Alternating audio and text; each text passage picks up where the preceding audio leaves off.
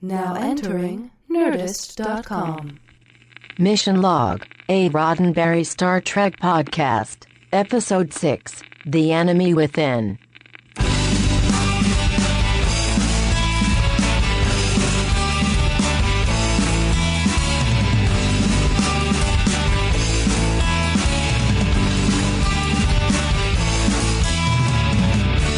Welcome again, cadets. It's time for another Mission Log, a Roddenberry Star Trek podcast. I'm John Champion. And I'm Ken Ray.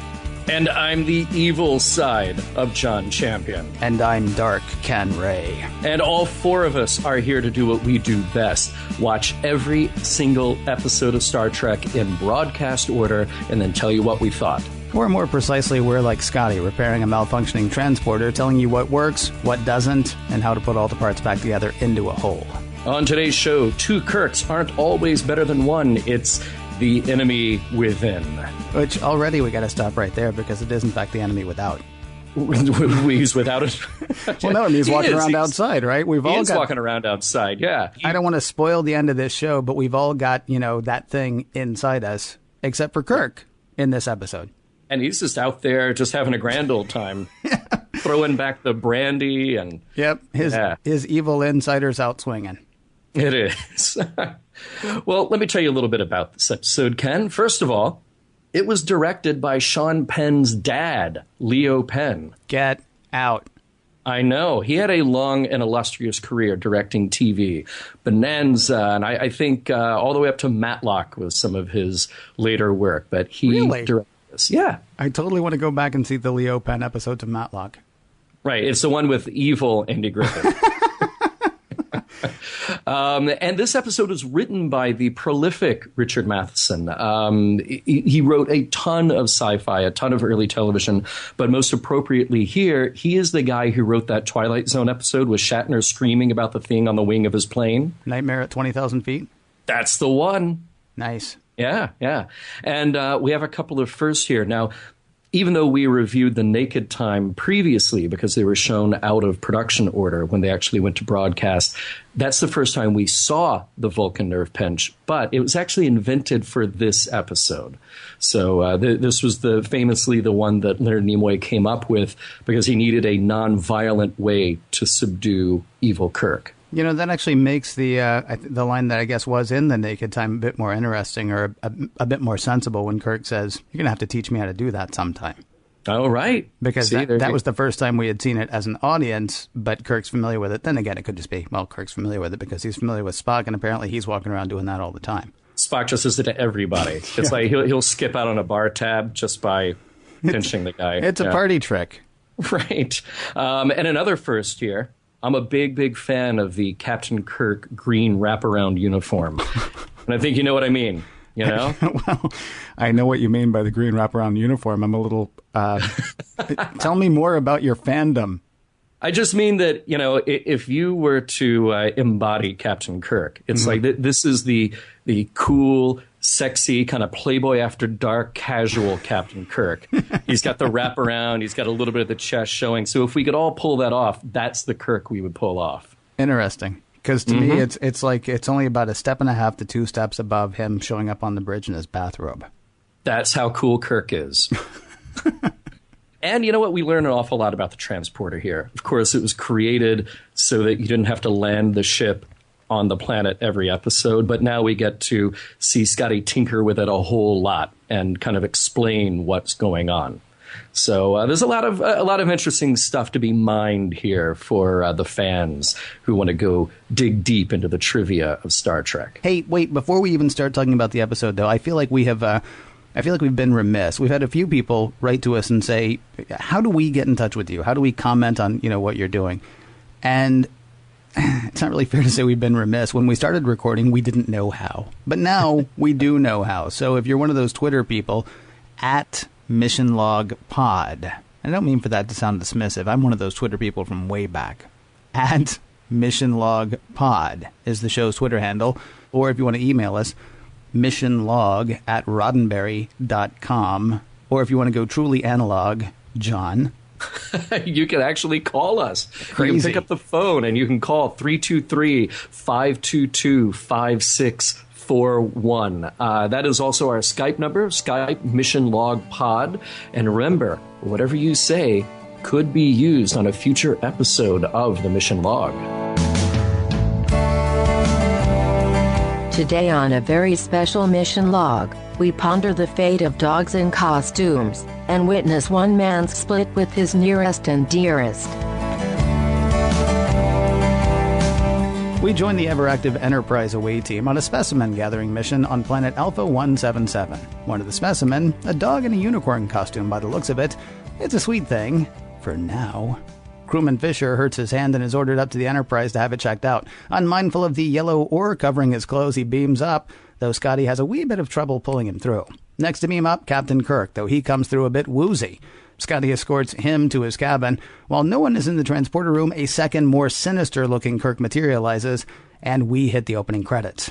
Act 1. A Logie Captain Kirk heads to bed while enemy within Kirk, or Alt Kirk, goes to sickbay and demands brandy, which he starts swigging as he heads to the quarters of Yeoman Rand. Spock checks in with Logie Kirk, having heard from Dr. McCoy that Kirk's been acting like a wild man. Kirk tells Spock that Bones must have been pulling his leg. Off they go to check the status of the transporter, where they find the dog in a unicorn costume, docile as ever, and a second dog in a unicorn costume, all teeth and snarls. Scotty says it's physically the same dog in a unicorn costume, though split into a nice, sweet Logie dog and an angry Alt dog. Fearing the same might happen to the away team, Scotty says they dare not beam them back, which is an issue since it's going to be wicked cold on Alpha 177, like 120 degrees below zero cold. And where is Alt Kirk? Trying to force his physical attention on Yeoman Rand. She scratches his face and calls for help. Alt Kirk is spooked by the appearance of crewman Fisher, who he proceeds to beat up. Logie Kirk is quizzed about his behavior with Yeoman Rand, since as far as they know currently, there is just one Kirk. After a bit of questioning Rand, they realize there are in fact two. Act 2. Spock and Logie Kirk set to finding Alt Kirk. Can't kill him, though, since they have no idea what that'll do to Logie Kirk if they do. Logie Kirk says they should warn everybody, though Spock points out that could jeopardize his command. Logie Kirk agrees, but ends up doing it anyway after basically realizing he's lost his strength of will. Thing is, Alt Kirk hears the announcement, works to hide the identifying scratches made by Rand, and sets himself to hiding. But Alt Kirk and Logie Kirk are both Kirk, so Logie Kirk figures out where Alt Kirk would go. Below decks in engineering, Logie Kirk finds Alt Kirk. While Logie Kirk warns Alt Kirk that he can't kill him, Alt Kirk tries to, stopped only by a pinch on the neck from Mr. Spock. With Alt Kirk safely bound in sickbay, Spock says this will be an awesome time to study the duality of man. Meanwhile, we learn that the shot meant for Logie Kirk has hit the transporter system. Scotty says he'll need at least a week to fix it, which would leave the away team to freeze, thaw, refreeze, rethaw, refreeze. And you get the idea. Act 3. Both Logie Kirk and Alt Kirk are dying, until they join hands and Logie Kirk tells Alt Kirk to pull it together and use his mind. Seems to do the trick for both of them, at least for a while. Logie Kirk realizes the two must once again become one, though the idea sickens him. He wants to be without his animal and ugly self. Still, what can you do? Spock calls Kirk to the transporter room. It looks like it's fixed, though they want to try it out on the dog in a unicorn costume first. That does not go well. The dog in a unicorn costume does not survive reunification. Act 4. Bones and Spock argue over what killed the animal. Bones would like to investigate, though Spock says there's really no time. He's convinced that Kirks, with their brain functions higher than a dog's in a unicorn costume, could survive the shock of being recombined since they'd know what was happening. Logie Kirk is unsure until he hears from the away team, which is obviously succumbing to the intense cold. He unstraps Alt Kirk, who makes a break for it and tries to take control of the Enterprise. Ultimately, this fails. Logie Kirk takes Alt Kirk through the transporter, and out comes one reunified Captain Kirk. The away team is saved, and we are on to another planet, which is a story for another time. So here we have Kirk again, expressing his desire for Yeoman Rand. Didn't we just see that a couple of weeks ago in The Naked Time? He's got a thing for Rand, and it makes you wonder what would have been if she had stuck around on the ship. But obviously she didn't make it through the first season. But I have to wonder, if making Kirk have that tragic side when it comes to love is maybe what helped Star Trek from having a jump the shark moment. Well, if Kirk and Yeoman Rand had hooked up, that would have been bad. I don't know, though, that it would have been I don't know that there's a jump the shark moment. I don't know that there's actually any real story there, except she's sort of a constant reminder of her presence in the show would have been a constant reminder of duty over desire. I mean, Kirk may always want her, but he can never have her because he's the captain and she's the yeoman. She's one of his crew people. It's like, it's like dating at work if you're the boss. Not necessarily a good idea. Yeah, exactly. And I know that I've pointed out before, so this will be the last time that I do it. But again, we have that jump in the captain's log a couple of times where he's on there describing what the rest of the crew doesn't actually know yet. Mm-hmm. So I think you surmise that maybe he's just going back in and editing the records retroactively, maybe changing the captain's log. Well, bear in mind, though, it's also a television show. I mean, you're catching people in commercials, right? Very much. I don't know what happens in your house, but if I don't have the remote, I probably see about half of a TV show because my lovely better half, she cannot stand commercials. And so if we're watching a show and a commercial comes on, she immediately flips to something else. And it might be a good 10, 15 minutes before we come back. Mm-hmm. So, I mean, the captain's log is both. I mean, you're right. In universe, you can say, wow, he's doing some weird editing, otherwise. But you've also got to remember that they are sort of catching people up who maybe started off watching the aforementioned Andy Griffith show. Right. And, flipped over halfway through to, I don't know if they were actually competing, but who flipped over halfway through to, to Star Trek, or people who just got home. It's a good sort of it's a good cliff note of, okay, here's everything you missed.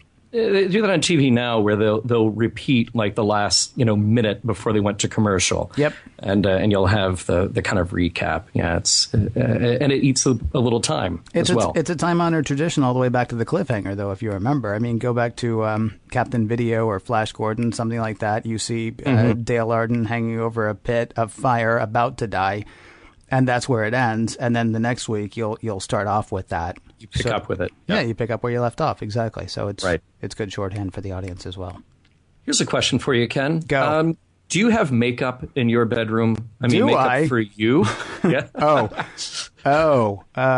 You see, I know what you're asking because it's weird that once Alt Kirk realizes that he's got to cover the scratches, he just reaches for the pancake makeup.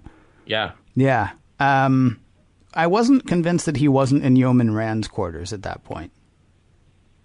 Could have been. But man, he knew right where that makeup was. He did, yeah. He may be the evil, non-intellectual Captain Kirk, but he knows, like, I'm going to go straight for the makeup. Well, if there's one thing that Captain Kirk's id knows, it's a lady. Yeah. And so he's going to know, if he is in Yeoman Rand's quarters, then he's going to know where that is. Yeah, I thought he was actually standing in front of the same mirror that Rand was standing in front of when he, comes out of the shadows. By the way, pretty banging cabin for like a lower officer. Rand's got she's got some serious real estate on the Enterprise. There's a lot of space, and you have the cabinets, the little chest that hides in the wall. Yeah. I really want that. I don't think my landlord would like that at all if I knocked a hole in the wall. Yeah. And had a rotating chest of drawers that pulled out. But, yeah. Might be kind of nice, though. It would be. You It's also, super cool. I checking the notes here, you also have a great question. I love this question. So, okay, here's the thing. Why? Yeah, do it. No, go ahead and ask. Well, let me just set the scene, because at the end of the episode, you have the frozen Sulu and the rest of the crew members who are on the planet absolutely covered in frost. They are not in good shape at all. They beam them up immediately, whisk them off to sickbay. But where's the doctor? He's just hanging out in the transporter room. He just doesn't even watch them go out. He's got his back turned. The guys are being wheeled out on gurneys, and he's like, they've got frostbite. It's actually wonderful, the nonchalance with that. And maybe it speaks to the level of technology that we have at that point. Now, the only thing I'll argue with you about is he is actually watching them be wheeled out. He does not have his back turned. But what he says as they're going out is, frostbite, I think they'll make it. Right. Sort of like, wow, okay. Really? Do you want to check? Yeah. I mean, just a thought, because I understand you think you know. But, I mean, they were gathering specimen. Who knows what happened down there? Right. Could be a lot going on. Yeah. Could indeed. Yeah. Oh well. But I mean, if you want to cut it some slack, if you want to cut that part some slack, please. Medicine is so far advanced. He knows they're going to be fine. Please. They're going to be fine. I'm more worried about what happened to you, Kirk. Let's talk about that. Right. Well, he's a very philosophical man. He just has very poor bedside manner at this point.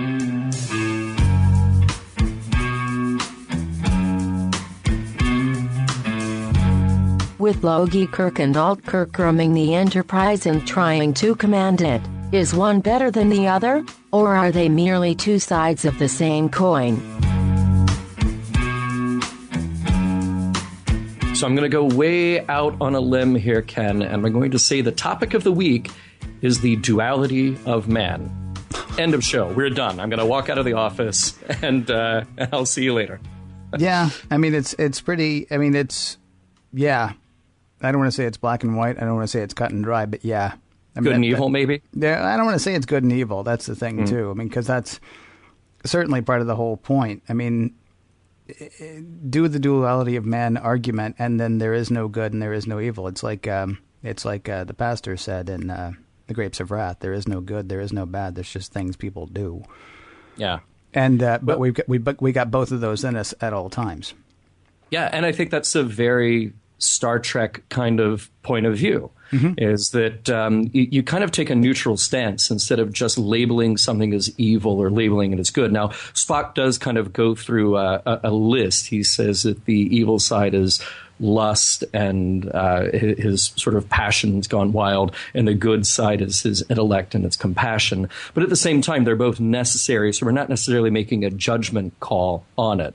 We're just saying that they exist. Making a judgment call, though. I mean, this was kind of the interesting thing. It is completely a judgment call. And it's the Vulcan way, and that's fine. I mean, it's definitely not the Klingon way. It's definitely not the Romulan way. It's very much the Vulcan way. But Logie Kirk, and sorry, I just assigned those names. I apologize. Sure. They don't call him that. But Logie Kirk is sort of the more... we're led to believe that he's the more rational, but he's actually losing his mind all the way through it. Right. I mean, Logie Kirk is just Logie Kirk. I did find myself wondering, and this may be just being argumentative for the sake of being argumentative, but that's kind of part of what we do. Maybe if they had given the reins to Alt Kirk, we don't know. I mean, it's kind of funny to me. It's like, okay, well, the one who can barely make a decision, the one who's like thinking and thinking and thinking and thinking and thinking without ever actually coming to a conclusion, he's the one we're going to follow. And then that wild man, as he was referred to, he's not the one we're going to follow, even though they acknowledge in conversation that both are necessary to make a complete captain, but also to make a complete person. And yet that sort of like the more passionate is the one that really is the one that's to be shunned or disdained. And this kind of speaks to the whole dynamic of the show anyway. There's that great scene where they've got Alt Kirk on the bed, and Spock is just rattling off exactly what's going on. He's there for exposition at that point, and he's just saying, forgive my callousness, forgive me if I seem insensitive, but I'm just going to spell out what's happening because I like the idea of studying it. And meanwhile, McCoy's in the background just waving his hands, are you crazy? And they're leaving the decision to Kirk. But they're leaving the decision to, as you say, Logie Kirk, who is indecisive. But this is the whole dynamic of Star Trek, is that you've got Spock just saying factually what's happening. And then you've got McCoy, who is nothing but unbridled passion and emotion. And then they both have to rely on Kirk. But unfortunately, we have kind of a half a Kirk. We have a hobbled Kirk here who can't very well make that decision. So then it takes a big, big leap of faith to just go ahead with the plan. It's a huge risk. Well, yes. Well, they just killed the unicorn dog. Are you going to get in a transporter after the unicorn dog dies? Well, I mean, it is. They do make sort of an interesting. We're leaving the metaphysics off of it, right? I mean, we're definitely talking about psychology. We're definitely talking about duality of man, but we're not really talking about. Okay, so let me get this straight. If you and I, or maybe let's say you and Yeoman Rand, or let's say me and Yeoman Rand. I like the previous one better. Go ahead. That's fine. If you get in the transporter and hug, you're not going to come out as one thing. No. And now you see why you may not like the one that you thought you would. And so, I mean, just to put two physical Kirks in one transporter pad and go, because that was kind of, I'm not looking for flaws, but that was sort of like, okay, well, we know now that if you put two Kirks in the transporter, one will come out. Does that really mean that it's okay to bring everybody back up from the surface of the planet? Because we may still end up with two and then still need to go back and recombine them. And maybe that's what happened. Who knows? We're leaving that part of it off. I still get stuck on I mean, there's no question you don't want. When I said I was trying to avoid some ugly talk when I said that Alt Kirk forces physical affection on Yeoman Rand, or tries to, or physical attention on Yeoman Rand. He tries to rape her. He does. Okay, you really don't want a rapist in charge of the Enterprise. I'm with you on that, and yet there does seem to be a breakdown. I don't know. I mean, it's almost. I mean, going with Logie Kirk is almost an argument for the Vulcan way in a way. I mean, the Vulcans have always, they've got this passion, they've got this anger, they've got this heat under the surface, but they're constantly, keeping that down for logic. Although, sexism's fine. Right. Well, yeah, I felt very bad for Yeoman Rand because, and it could just be a product of its time, where there's that scene where after the attack, she's explaining to good Kirk and McCoy and Spock what happened, and she keeps turning her head away, and clearly she's terrified, and she keeps deferring to Kirk on this, saying, "But you're the captain, so I didn't do anything, I didn't say anything." And I just felt, no, this is the 23rd century, you're a woman, you're a professional, and it doesn't matter if it's the captain or anybody else, you take him down. Right. Well, and right. Yes, I don't disagree. There actually struck me as maybe not the best idea for Kirk to rush in. Right. With what just happened as far as she knows. Now, granted, as the viewer, we know that there are two, but that's not even the part that I was talking about with sexism. No, I'm talking about at the end when Kirk's like, so, not Kirk, I'm sorry, Spock. It's sort of like, so there really was something to Alt Kirk, though, wasn't there, Yeoman Rand? I mean, right. Dude, seriously, you have no emotions and no tact in this second. But that's... Forgive me. I mean, that, again, as you say, that is sort of product of the times. Go back to,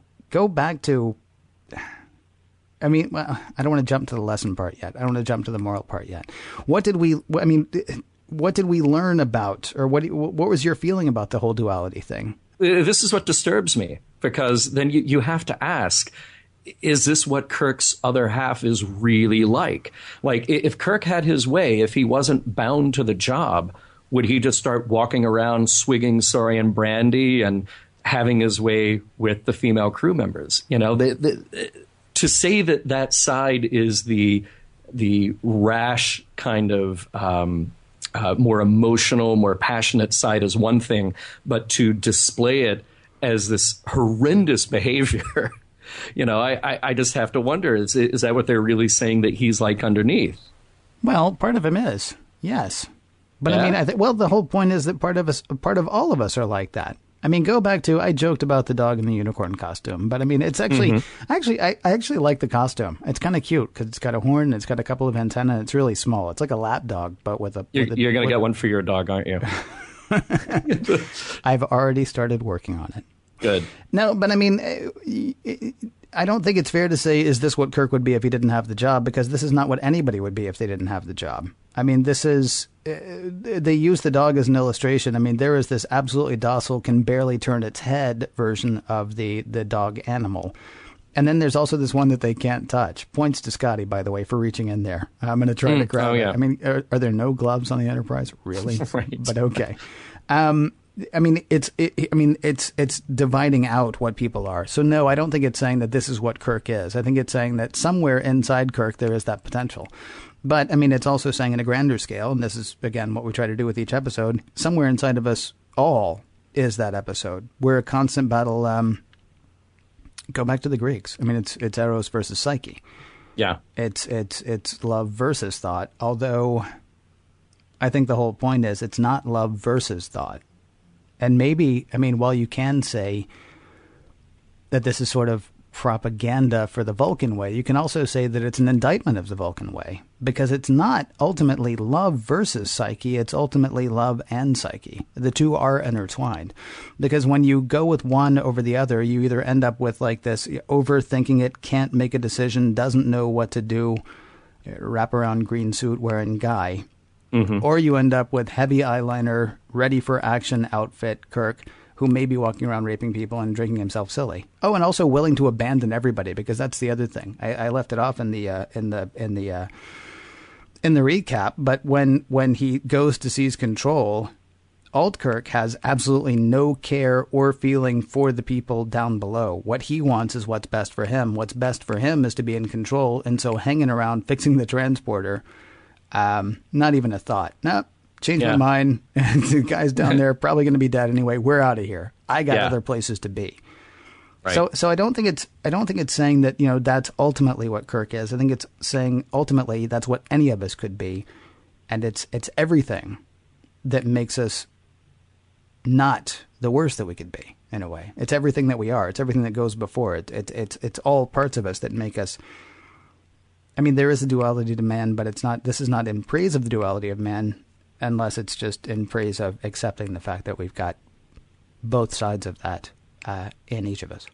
Well, and going back to that kind of list that that Spock was making to sort of decide which Kirk had which traits, and then McCoy jumps in, and I thought what he said was really interesting, that the courage comes from the logical, intelligent side. That's what it would allow him to analyze the situation. You could make a decision about it. And that's kind of what was the downside to that.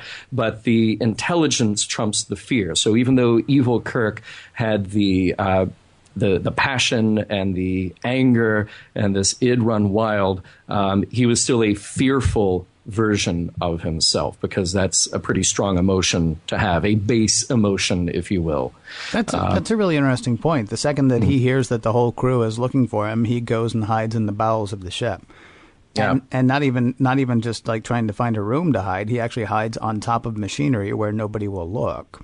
Right. And does not approach anybody until he feels he can literally get the drop on them.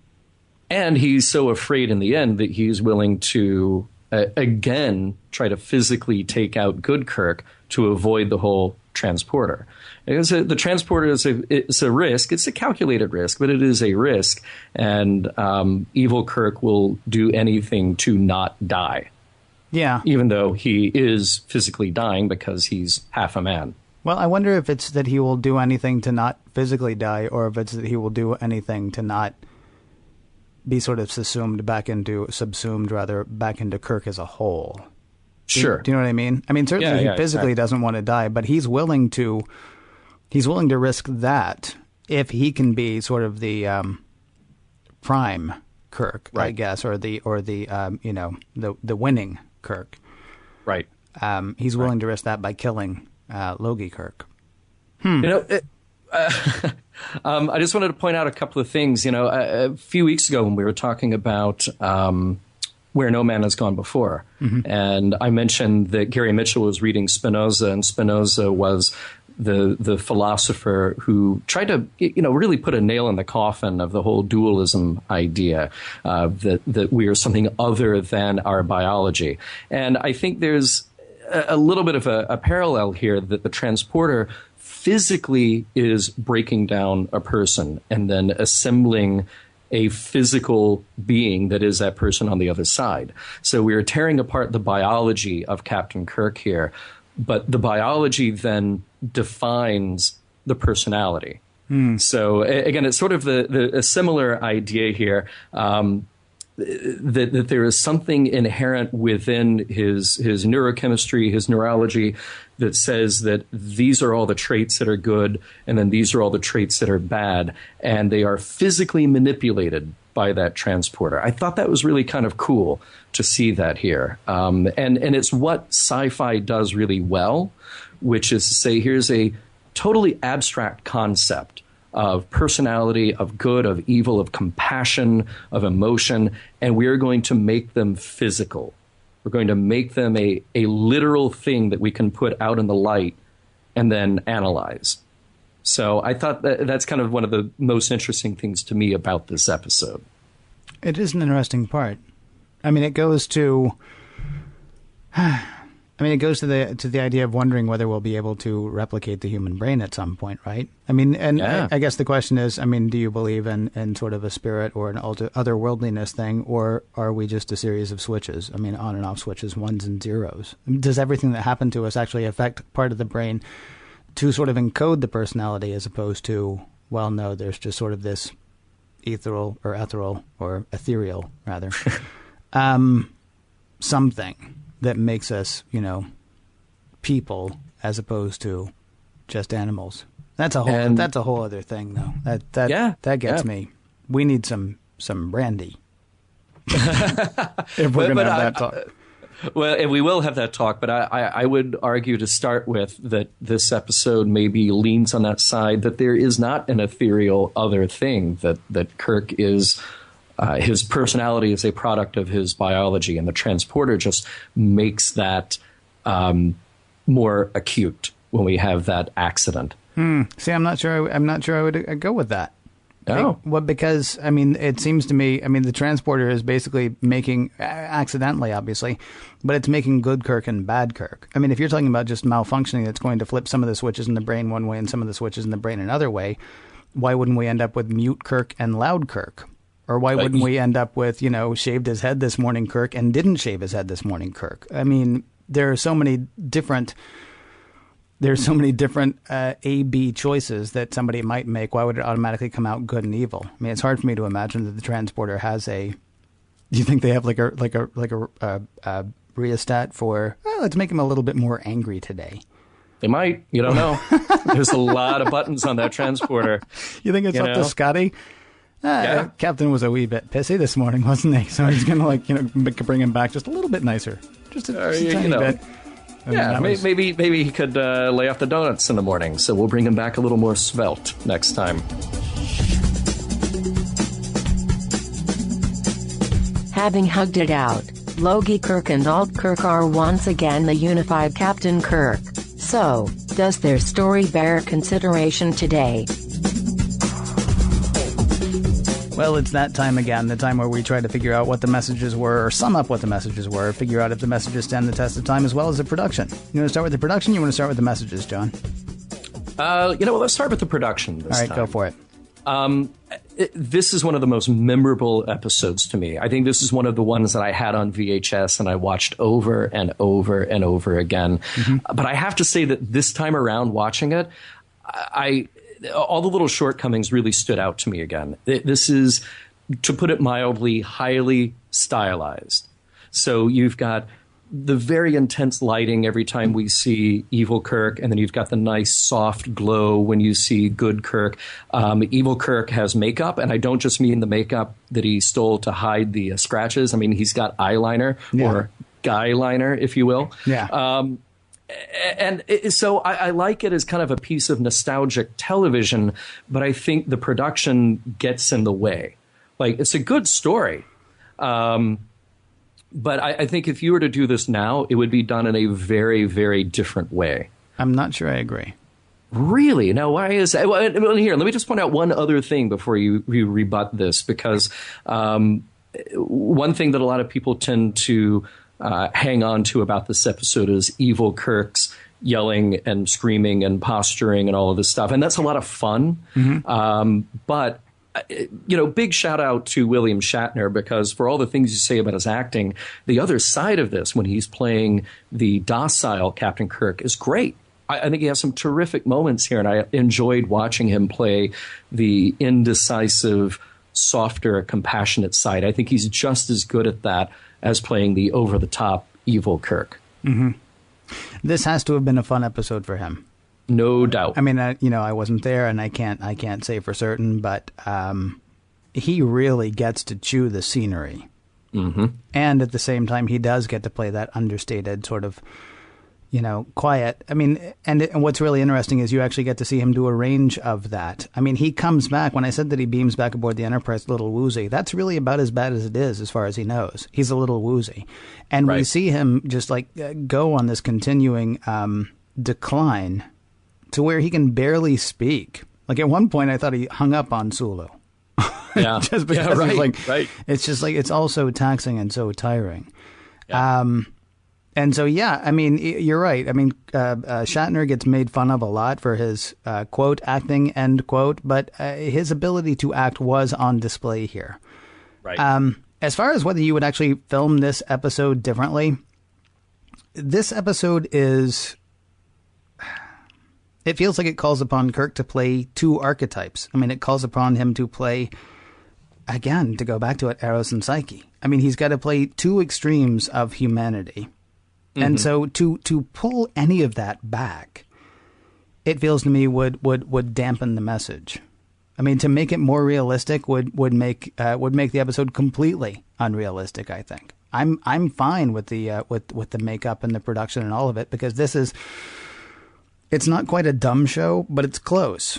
The dumb show, of course, being the part in Shakespearean plays for the people who either weren't paying attention or for the people who weren't quite smart enough to keep up with what was going on stage. They would come out and do like a little reenactment, almost like Baby's First, Shakespeare play, where they would just sort of really sum it up. And sometimes it was written in, and sometimes it was just done, sort of off on its own.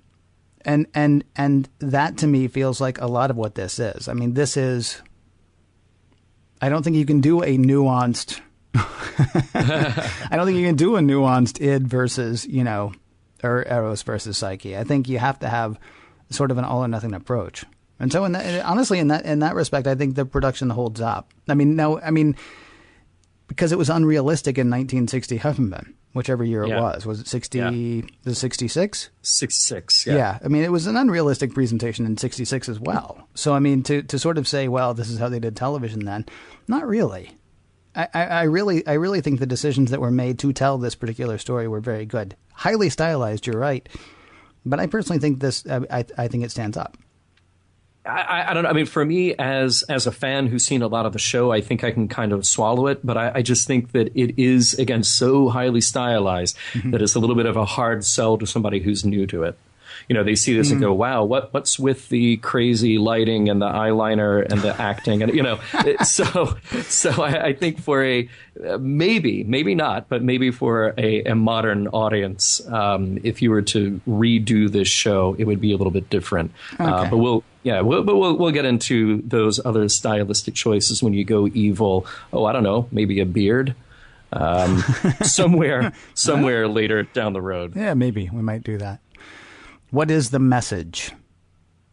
Well, like a few of the episodes that we've seen so far, this is more of an examination. It's sort of like, let's throw it out there and let's see what happens. But if there's a message here, the message that is just hit right over your head by Spock and by McCoy is that man needs his dual nature to be whole. And then the trick is to keep it in check. So you've got id, ego, superego, and the superego has to be there to keep the two sides in check, or else you will fail miserably and maybe die. So as far as the message, well, there's really nothing that you can actively do about it, maybe. You have the personality that you have. But it does sort of make the case, like we were saying earlier, that maybe calling something evil and evil versus good isn't necessarily correct, but they are the two halves of the whole that we have to recognize and embrace. Though it's never stated explicitly, if we extrapolate a tiny bit, it's quite possible that the message is, or you could apply this message anyway. Whatever that thing is about yourself that you don't like, it's okay, because it's what makes you you. Now, granted, don't act on it. It's like if you walk down the street and, there's a guy I want to punch. I want to punch that guy. Yeah, please don't do that. And then I feel bad later and I beat myself up internally because I wanted to hit that guy. Well, I mean, my wanting to hit that guy is just part of who I am. As long as I don't do it, it's cool. I mean, the thing that keeps me in check, the thing that keeps me all together. And you can apply that to anything. I want to eat everything in the house. I'm not going to eat everything in the house, but I want to eat everything in the house. Okay, well, that's, part of who I am. Or man, I want to go on a 3-week bender. I'm not gonna. Yeah, I mean, maybe the things that we look inside and see in ourselves that are abhorrent to us, that are ugly and animal, as Kirk is actually staring physically at that thing across from him. I mean, maybe the message is, yeah, we've all got that stuff. But, I mean, it's part of who you are. Don't hate yourself for it. Don't give in to it. But don't hate yourself for it because, I mean, without that, you're just a thing sitting on the couch not making any decisions. I agree. So then that message, I mean, if that's the message, or if we can decide that's the message, then that totally stands up. Oh, I think absolutely. Yeah. Cool. Yeah. All right. Hey, that's kind of awesome. Cool. Oh, all right. Happy ending. Not that kind. Okay. All right. So, Ken, next week after you were back from walking down the street punching people. Or not. Just thinking about it. Just thinking about it. Okay. We will be back and we will be big pimpin' with Harry Mudd and his collection of cuties in Mudd's Women.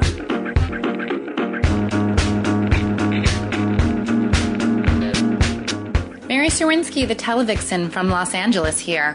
I'm a little biased when it comes to Where No Man Has Gone Before because of my viral campaign to get me cast as the next Dr. Daner. However, this episode is one of the pivotal TOS stories where we explore everything from power, corruption, false gods, the frailty of friendship, and we get a knockdown, drag-out fight to boot.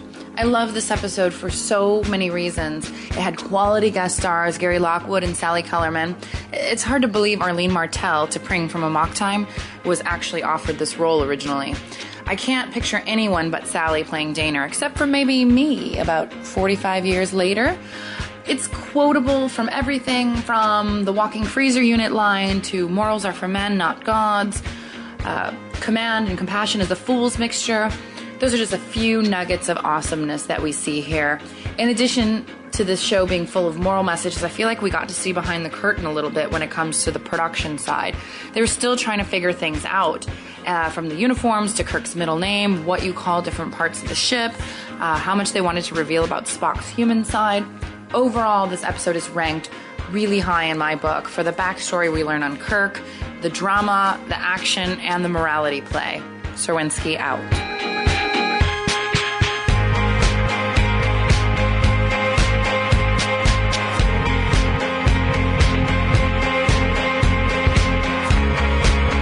Some of the music for the mission log provided by Warp 11, online at warp11.com, and from the album Messages, by Key Theory, free to download at kitheory.com.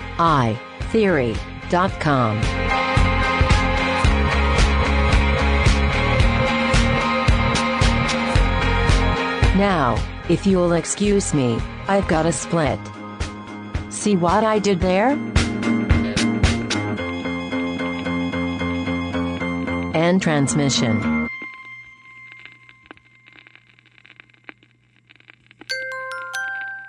Now leaving Nerdist.com.